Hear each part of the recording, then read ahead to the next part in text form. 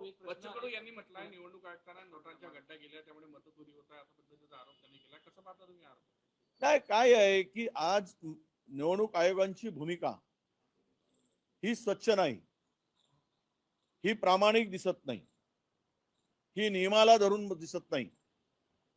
मला सांगा, मतदार नोंदणीची तारीख किंवा अंतिम यादी 25 जुलै नंतर नव्या मतदारांचा समावेशच करू नये. नाही, निवडणूक आयोगाचा निर्णय आहे 25 जुलै ही अंतिम यादी लागल्यानंतर नव्यानं एकही मतदारांचा समावेश होणार नाही. आता नव मतदार जे 18 वर्षाचे होतात, खरं तर ही प्रक्रिया आचारसंहिता किंवा निवडणूक कार्यक्रम डिक्लेअर होईपर्यंत सुरू असते. त्यातील डुप्लिकेट मतं काढायसाठी आम्ही सांगितलं, त्यातले तिबार मतं काढायसाठी आम्ही सांगितलं, याद्या स्वच्छ करायसाठी सांगितलं. ते काहीच केलं नाही. आणि बोगस मतदार याद्यांच्या भरोशावर जर निवडणुका होत असतील तर या देशातील लोकशाही टिकेल का? म्हणून बच्चू कडूंनी जर असा आरोप केला असेल तर त्यामध्ये काही तथ्य असेल.